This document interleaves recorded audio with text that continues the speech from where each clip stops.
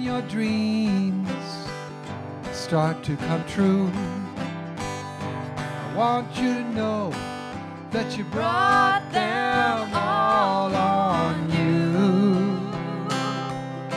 By living and thinking the way you do.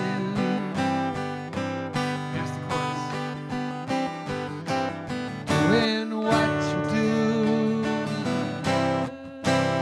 love will come through for you. Simple, huh?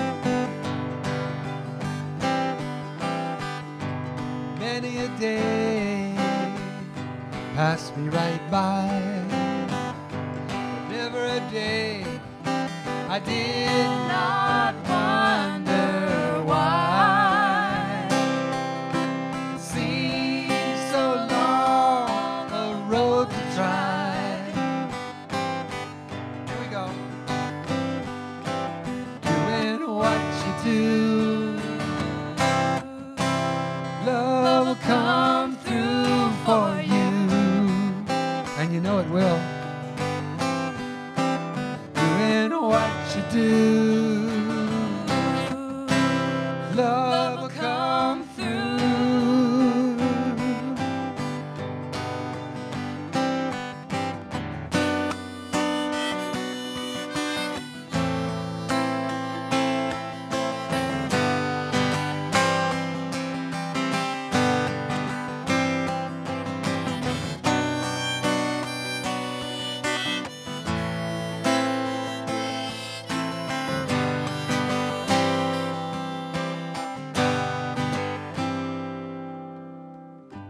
Just remember one thing I say: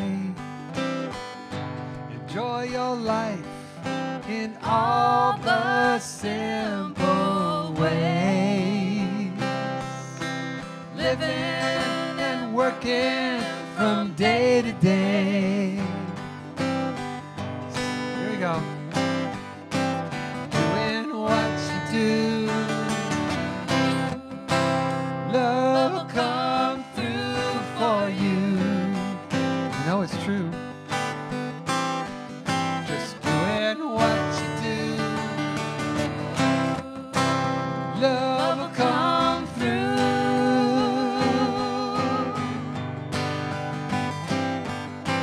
Doing what you do, love will come through for you.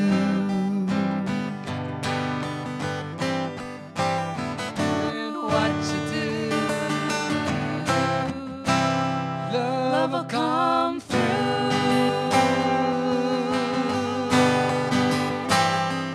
for you.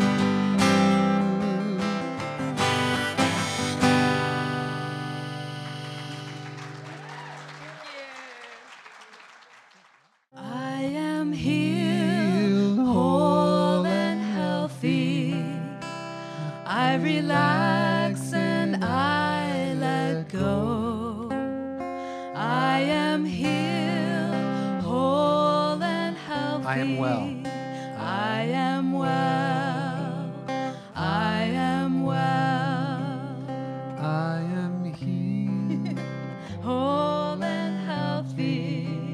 we've got love. I've got love surrounding me. I am healed, whole and healthy. I am well. I am well. I am well.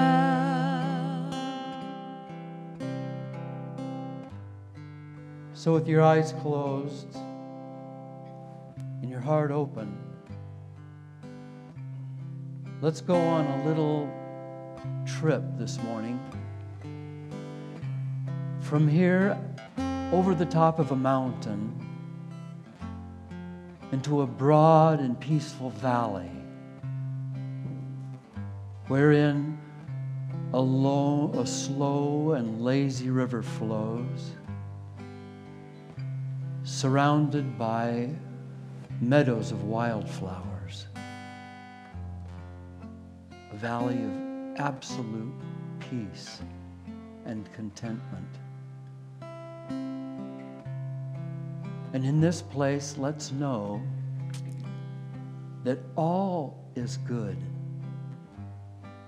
all is God, all is love. That all is good in this valley, all is God in this valley, and all is love in your heart. This valley lives now, since you're seeing it, inside of you. And you can go there anytime and allow the slow and lazy river to flow and carry you through the meadows of wildflowers while you feel the music and hear the message. All is good. All is God. All is love.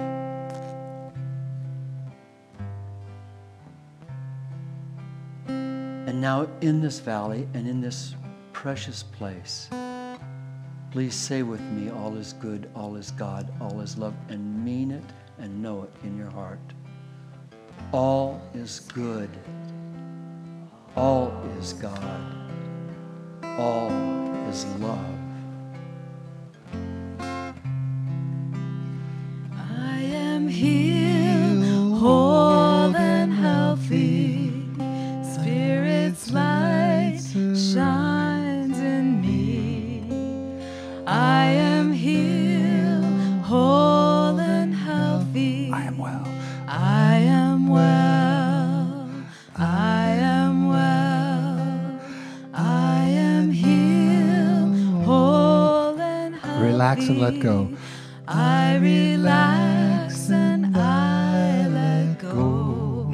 I am healed, whole and healthy. I am well. I am well. I am healed, whole and healthy. Spirit's light shines in me. Spirit's light shines in me. I am healed, whole and healthy. I am well. I am well. I am well. I am well.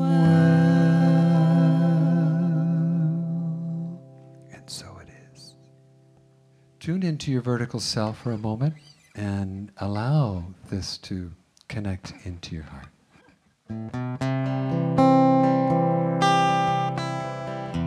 It's called Great Love.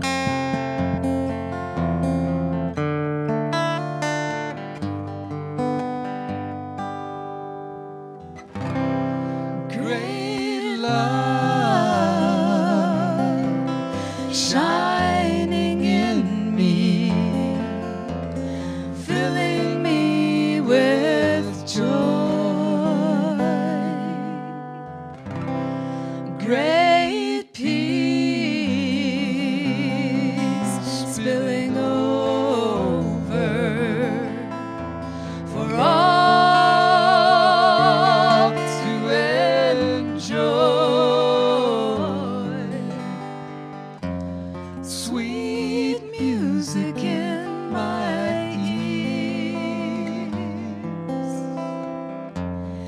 How I long to share what's true.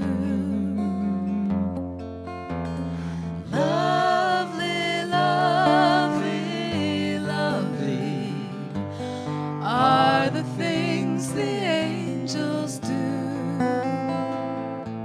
And I am thankful for so much love. Sometimes I cry, for you have opened my heart, and I know why.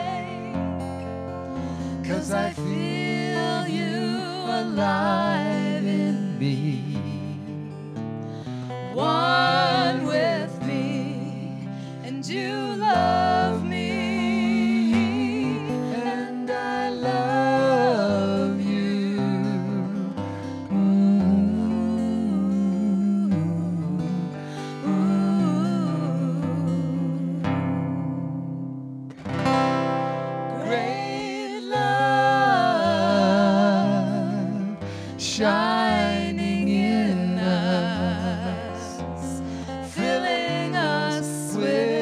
joy. Great peace spilling over for all to enjoy. Sweet music in our ears. How we long to share what's true. Lovely, lovely, lovely are the things the angels do. And we are thankful for so much love. Sometimes we cry. For you have opened our hearts, and we know why.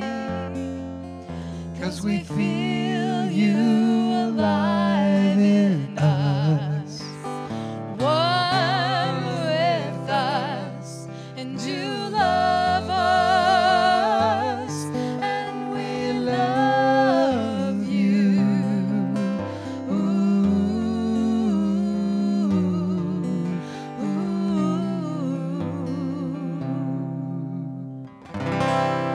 Great love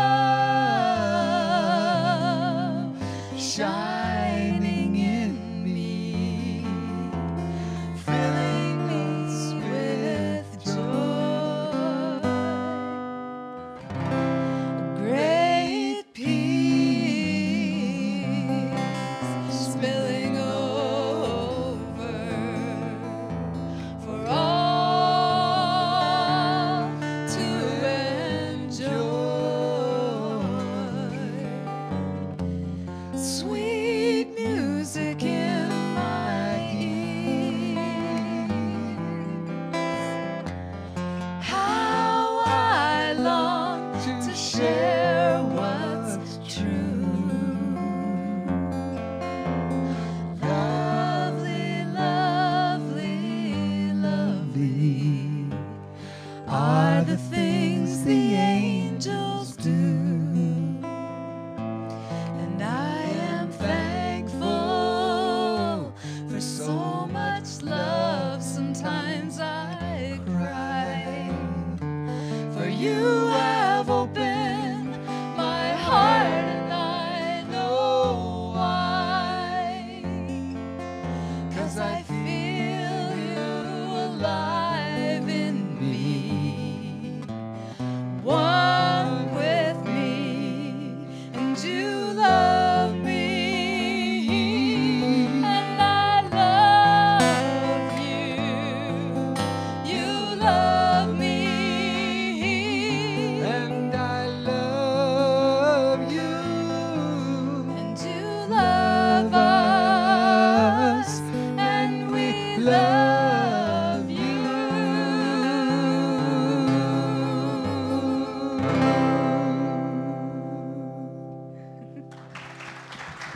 Thank you.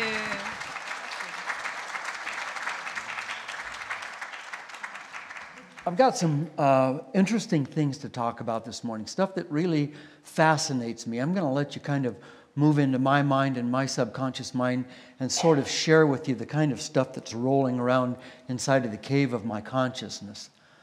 To begin with, a thought is a real thing. Now, you in metaphysics know that a thought is a real thing. It goes out from you. And it goes out as a vibration. And other vibrations out in the universe that are like that thought blend with it, and then there's a mutual attraction. That's how we get things, by wanting things. We create a reality between us and those things, and the vibration between us and those things becomes similar, and then they're attracted to us, and we're attracted to them, and that's how we get things. It's like the path of least resistance. I could be going in a lot of different directions. I could be getting a lot of different things, but I'm focused on that thing.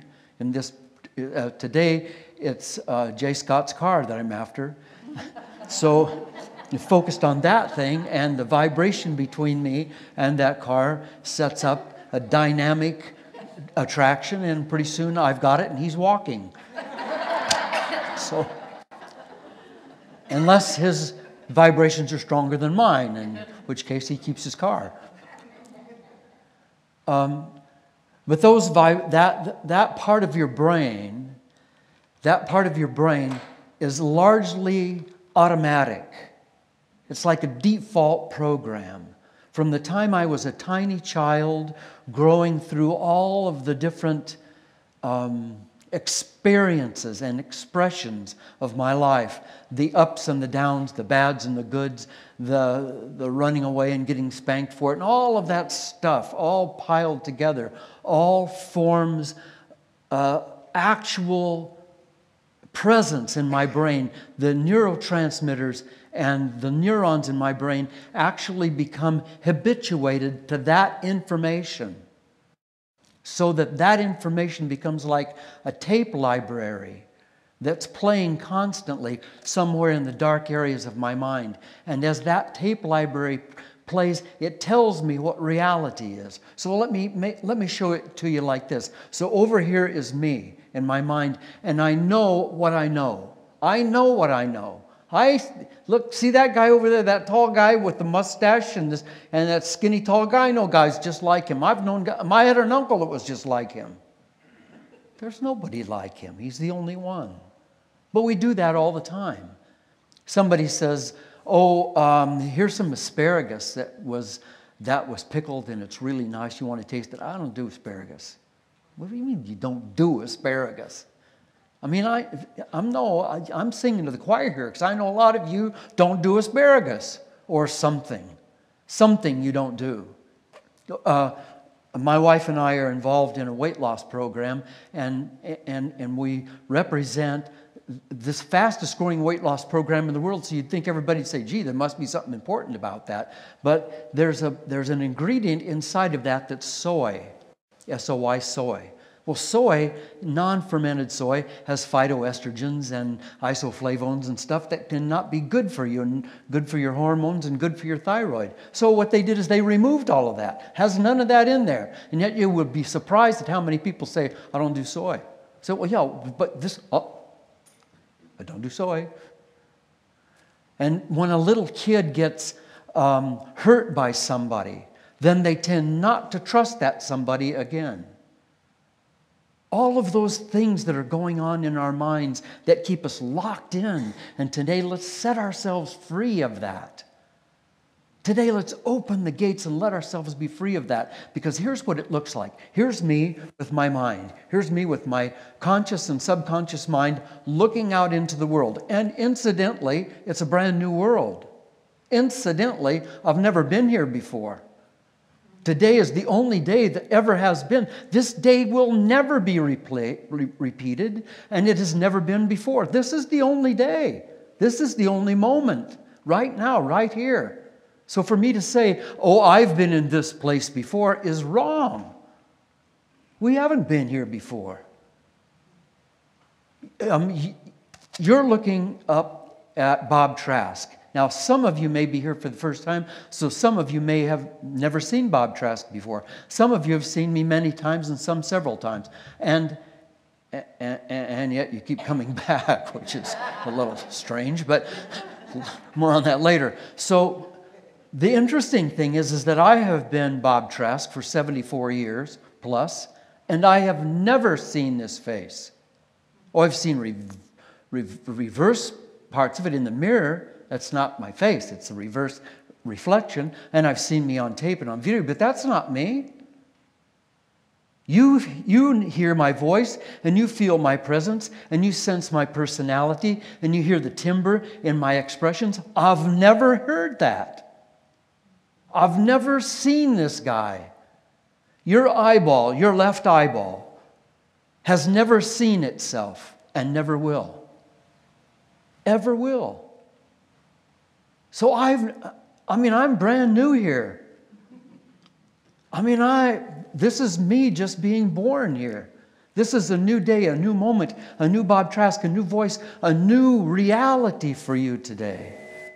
But what I do is I look out from myself at this incredible new reality that's going on around me. I look out at that, and what I see is what I'm used to seeing.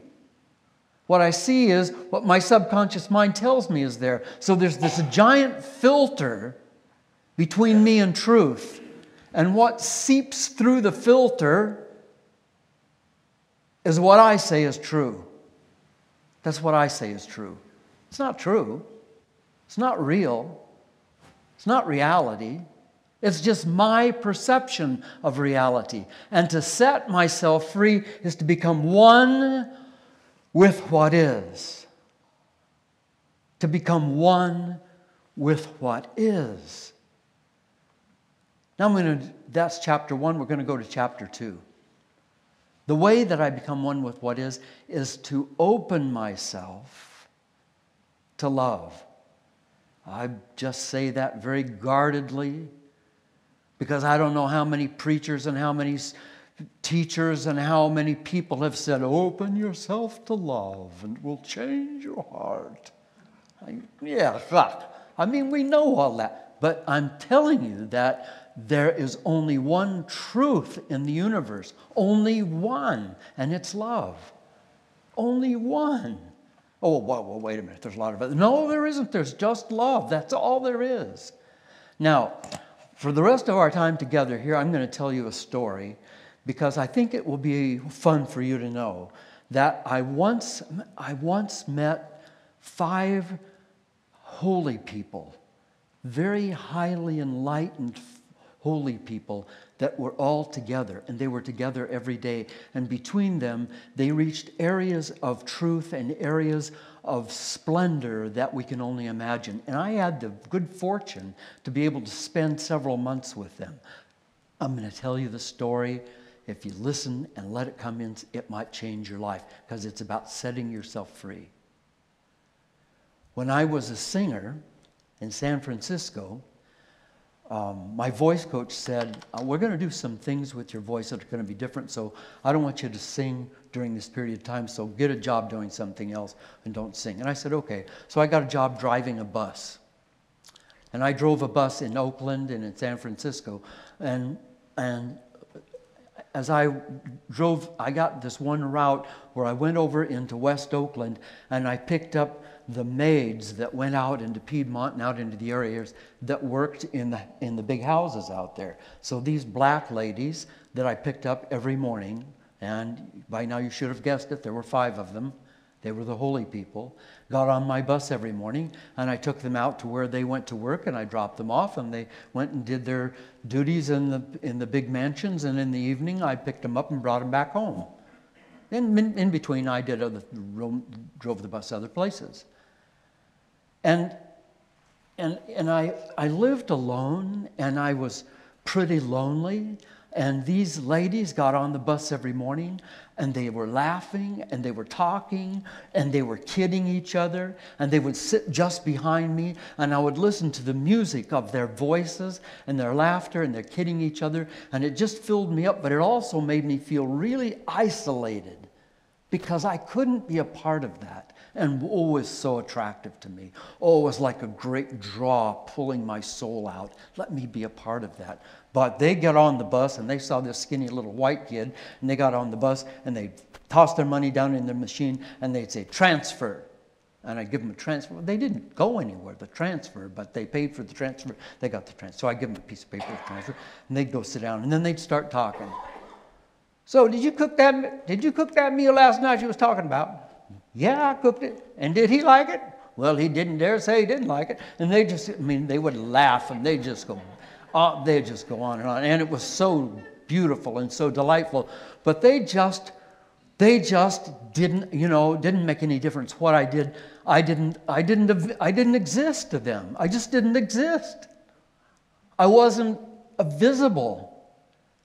And so I remember very, very clearly on a day off in San Francisco, walking along California by Van Ness, going to a little restaurant there, and I was thinking about these ladies, and I thought, God, what could I do to get them to accept me? Because they just don't accept me. what could I do? How could I get them to accept me? And I just thought about that. And then it occurred to me somewhere in my mind that if I accepted them, well, I said, well, I accept them. And I said, well, let's take a look at that. Do you really accept them? Like, you know, when they get on the bus, you know, you're white, you see black people, you got a little bit of prejudice going on there, Bob. Don't act like you don't. I mean, I don't saying that you put them down, but you see them as different than you. And since they're different than you, then that means that there's a separation between you. So get real with, oh, I'm just going back and forth in my mind. Oh, what do I, how? And I thought, okay, I recognize that maybe I'm not accepting of them. So I need to accept them. And then I kept working on that, and I said, I have to accept them exactly as they are, and exactly as they are not. Exactly as they are. Not look at them and try to make them different or try to just accept them. And so I began to do that. As they would get on the bus, as I'd see them standing there and I'd pull up and open the door, as they'd get on the bus, I was looking at each one of them with as much acceptance as I could. And you know, in a little while it became real easy. And I saw that there was a change. I saw that I really did feel differently toward them. And here's the magic thing. They began to accept me. They began to be accepting of me. And so instead of just being like I was invisible, they actually looked at me. And they actually sometimes said good morning to me. And when I pick them up in the afternoon or in late afternoon, and they'd be so tired, and a couple of them were quite overweight, and they have rolled their stockings down around their legs, and it was sort of bite into the fat part of the calves of their legs, and they'd pull themselves and climb up that steps into the bus, and I just thought, oh, it's got to be so hard for them.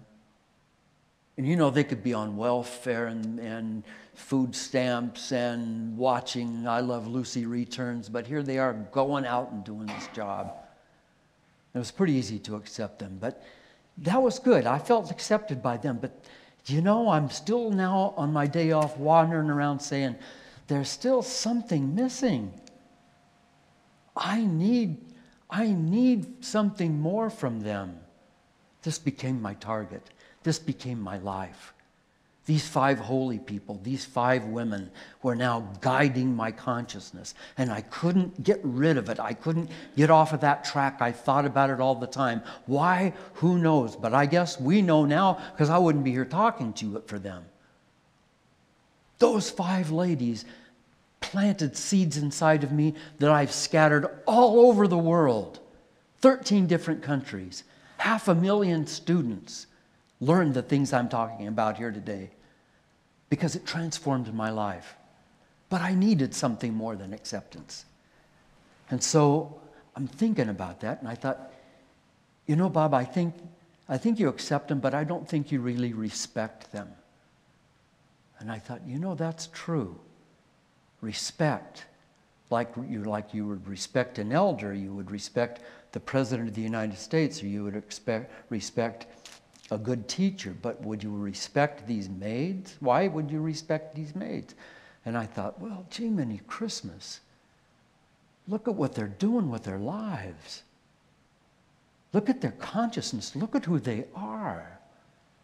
Each one of them is getting out of bed in the morning when she doesn't feel like getting out of bed and going through all of the work to get herself dressed and get on a bus and ride all the way across town and then go work in these big white people's mansions and probably feel a little bit while cleaning the toilet like I'm not quite as esteemed as some of the people around me, but by golly, I could respect them. And I started respecting them. Started giving them my respect. Good morning, ma'am. I mean, respectfully. Good morning, ma'am. And they began to respect me. Good morning yourself. And I could feel that exchange of respect. It was so amazing to me. As I gave it out, it came back. They couldn't shut it off. They couldn't not respect me. If I respected them, they had to respect me. Wow, my gosh, I just couldn't believe it. This was incredible. But it wasn't enough. because I now had them accepting me and respecting me, and I was accepting them and respecting them. But there was something else there that I needed. And I knew what it was because I could hear them getting on. Sally Jean, you wearing that all day today just because you wore it all day yesterday and you thought you looked good? Well, you still don't look good, girl. You tell me I don't look good when I look at you and see how you're wearing that? No, I said, you know, they've got something going on here. There's some juice going on here that I'm not getting to drink. Get me into this. Get me into this. I don't want to be out here alone. I want to be a part of this. And I thought to myself as I'm walking along on my day off, what is this thing? What is this next thing? And well, I said, I need to be loved by them. I want to be loved by them like they love each other. Well, what is that? That's affection. I want to be able to feel. So I said, well, then you got to start being affectionate. Whoa, wait a minute now. These first two things were kind of a mind thing, acceptance and respect. But when I start doing the affection thing, I could get my head knocked off. So I don't know about the affection. So I thought about, well, what really is affection? It's me affecting someone. It's me getting out of my own selfness, my selfishness, my selfness, and going out to somebody else and letting them feel me, letting them feel felt. Letting them feel felt. So I began to do that. Good morning. That's a nice dress. I haven't seen that dress before. Oh, this dress up. You shut up, man. But I began to notice this thing going on. And then as this continued, they began to laugh and talk to me.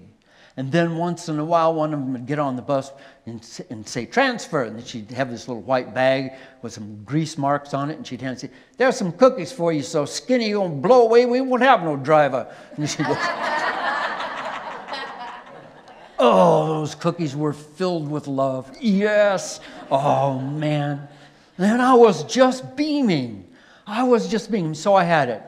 Acceptance, respect, affection.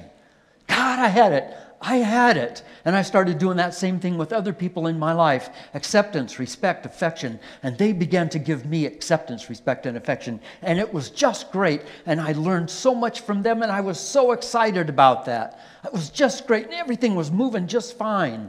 And then I realized there was still something left.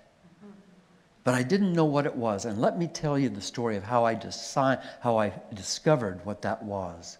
Let me tell you the story of how I discovered what that was. There was a riot in Oakland. And the black people, mostly the young kids, teenagers, young 20s, rose up against whatever was oppressing them, and they were doing things like breaking windows and knocking out street lamps and roaming around in bands on the street. And I went to work one morning, and the boss said, we're going to cut that route out. You can't take that route today. And I said, why? I said, well, that's a troubled area. There's a bus driver got hurt there this morning, so we shut the buses down for that route. And I said, we don't have any choice. I've got some ladies out there that need to get to work. So, we've got to run a bus out there and get them.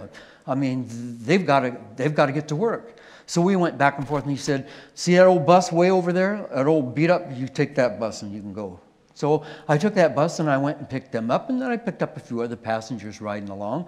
And as we're riding along and we're doing our talking, and they're giving me a hard time, and little things like, you brought that boy cookies again? Yes, I did. So what are you trying to do? You're trying to get next to him, ain't you? I'm not trying to get, oh yeah, I seen the way you're looking at him. I seen the way you're looking at him. I tell you, old man, I'll tell you, there's going to be some problems on this bus. So, I was just in heaven with these ladies. And because you see, my mama was also overweight. And she had terrible varicose veins like ropes on her legs. And she'd be so tired. And we lived in the housing projects, just like these ladies.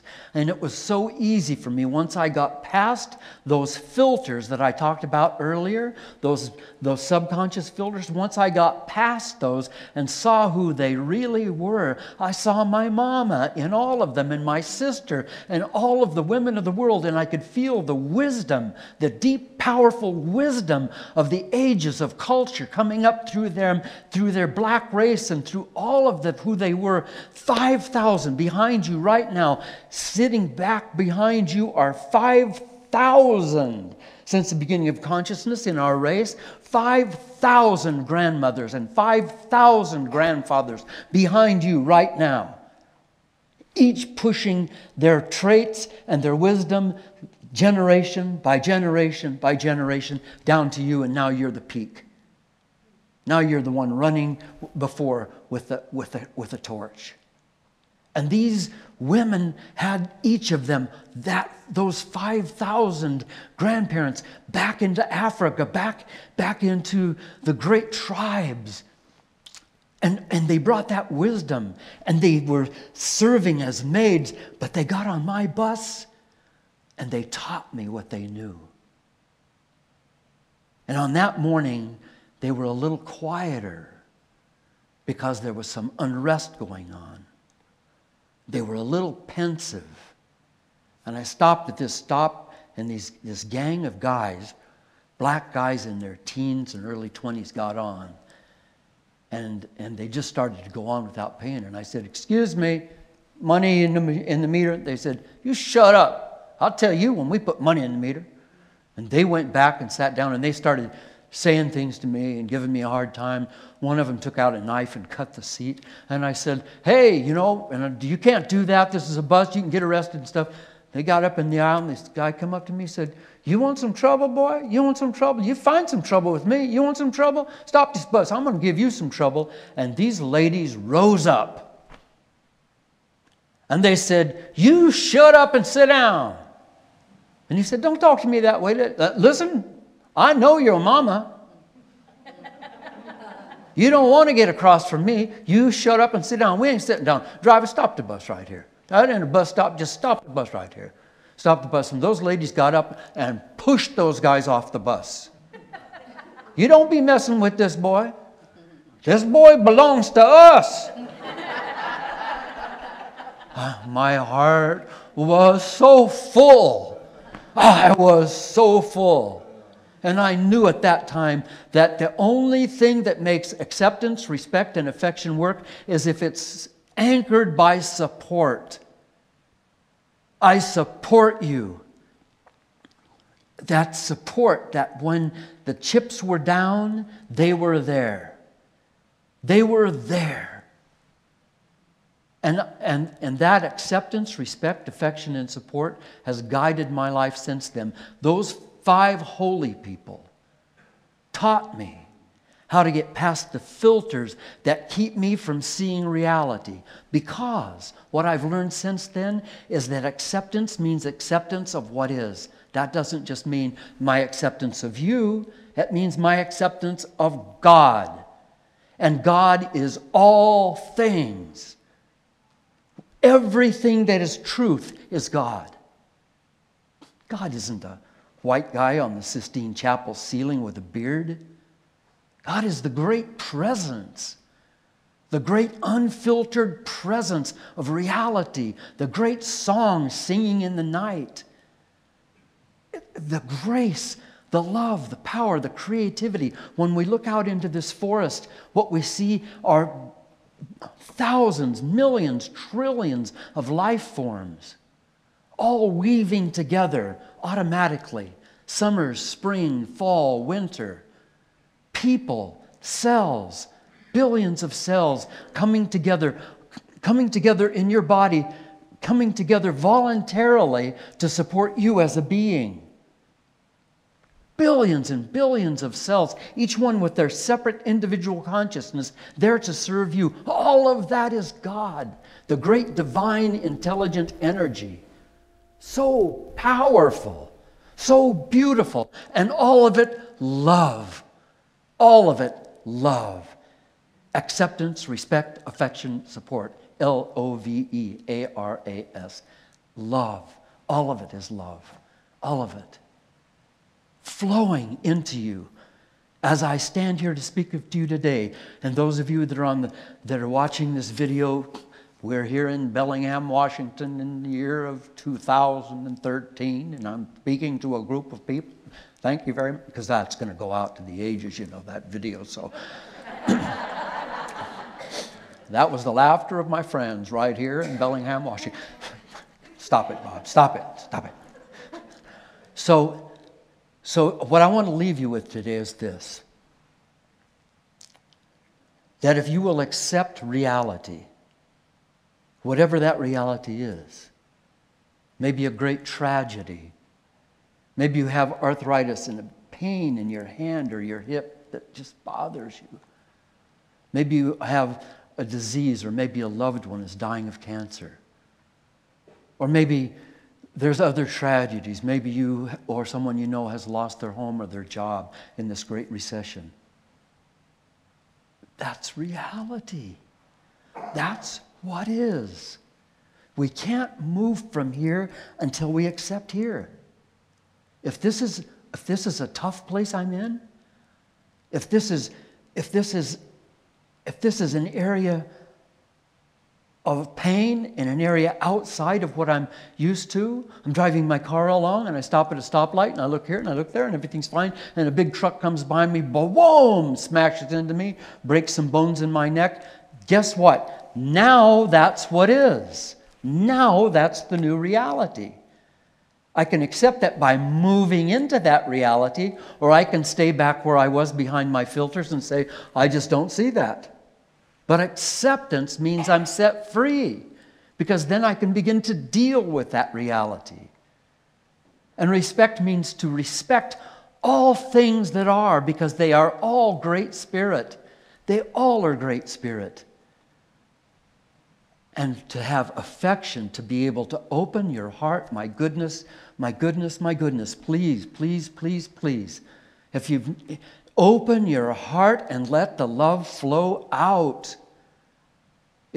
You know that we are like your garden hose. When you turn the water on, it flows through the hose and out and waters the plants and brings beauty into your garden. But if you say, well, that water's pretty important to me, so you put a nozzle on the end and tighten it down and shut it off, now you got a hose full of water. That's cool. That's the way grace works. Grace comes from the great spirit, from all of life, from the universe, from the great consciousness, flows through you as the incarnation of the great light, flows through you and through you like the water in the hose, out to water the gardens of the world and light candles everywhere in the hearts and lives of other people. And as it comes through you, it enriches you. It makes you greater than you ever thought you could be. But if you shut that water off, it stagnates. If you don't let that water go all the way through you, if you don't let that grace, the great grace of God, flow through you into other people, it stagnates. And then it's no good for anybody. So the affection has got to come out of you. Let it come out today. Look at someone and say, you look really nice today, and mean it. I like that dress. I like that shirt. You remind me of my uncle, who I used to love so much. Just open your heart. We are surrounded by brothers and sisters. We're surrounded. There's angels everywhere. They're everywhere. There are angels. The great incarnations of the great spirit are all around us in all different forms. And everybody around us, each person around us, is us in a different incarnation. That's me in a different incarnation. As you look at Bob Trask up here, you're looking at you in a different incarnation. This is just you being Bob Trask. We're all one. So let your love flow out, because as it flows out, I promise you it'll flow in. And support, my goodness, support. Support one another. Be willing to support. Pick up the phone and call somebody and say, I just was thinking about you and I just wanted to say I love you. I didn't have anything else. Have a good day. Goodbye. down, boom, support. Let people know that they're supported, that they have you under, that you are the wings beneath them, carrying them into the light. I don't know whatever happened to my wonderful, wonderful, wonderful black friends. Oh, those ladies, I hold them in my heart. I still see their voices. I still hear their wonderful laughter. And you can too, can't you? You can hear their laughter. You can feel their warmth even now. That was 40 years ago. But I tell you, wherever they are, because they were willing to open the door of my heart, they changed the world. Now open the door of your heart and change the world through somebody else. God bless you.